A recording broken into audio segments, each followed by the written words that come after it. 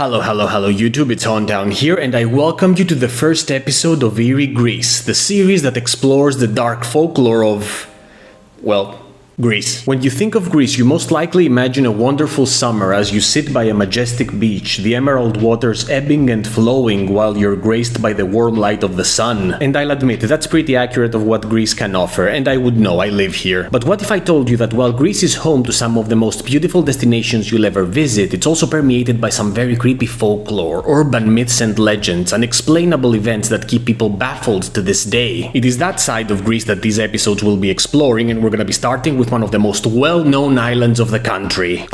Mykonos, the island of beauty, love, and opulence, the favorite destination of celebrities galore, the place where you need to pay a month's wage just to find a chair to sit at the beach, and another couple of months' wage to eat at a restaurant. Mykonos is arguably the most well-known summer resort in Greece, and while I did poke some fun at it for its potentially absurd prices, it also has more reasonable accommodations for weaker wallets. However, high prices are not the scariest thing to have ever plagued Mykonos, my friends. You see, back at the beginning of the 1700s, something dark is rumored to have stalked the streets of the island. Something angry and vengeful that made the lives of its residents a living nightmare. Something that eventually came to be known as the Vampire of Mykonos.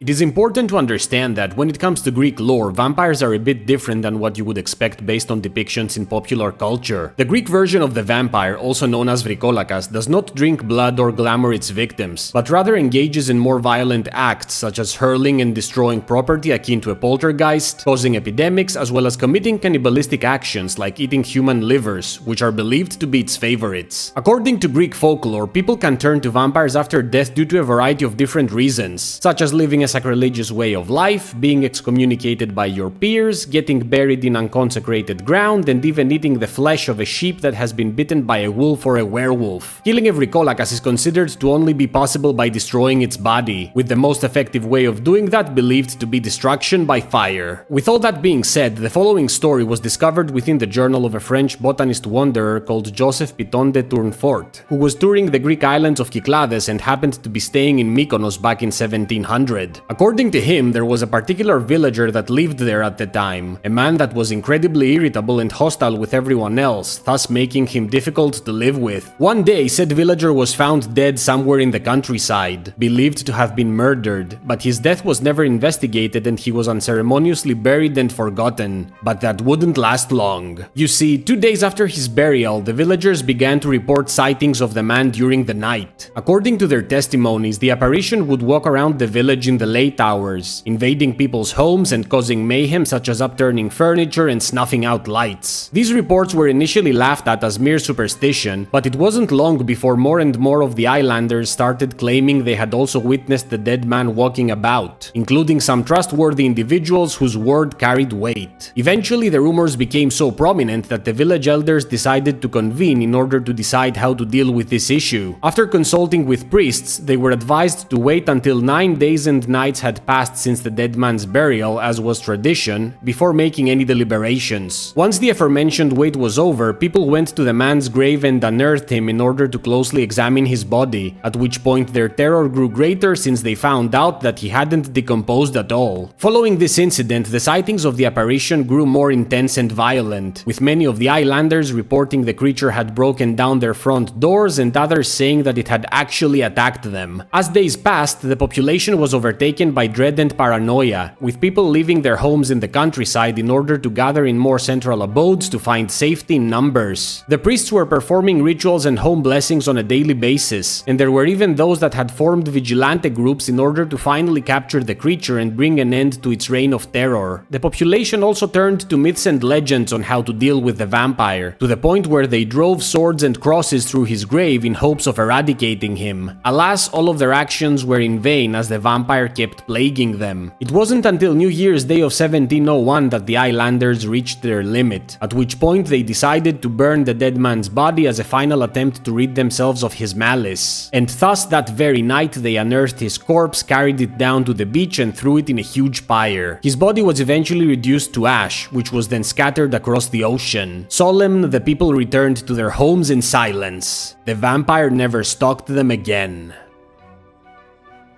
And thus concludes today's episode of Eerie Greece, my friends. Did a vampire actually stalk the streets of Mykonos, or was it a case of group hysteria combined with intense superstition that led to people imagining things? I guess we'll never know. I hope you enjoyed this little snippet of folklore, and if you did, feel free to subscribe to the channel for more eeriness. Thank you for watching, and remember to stay spooky!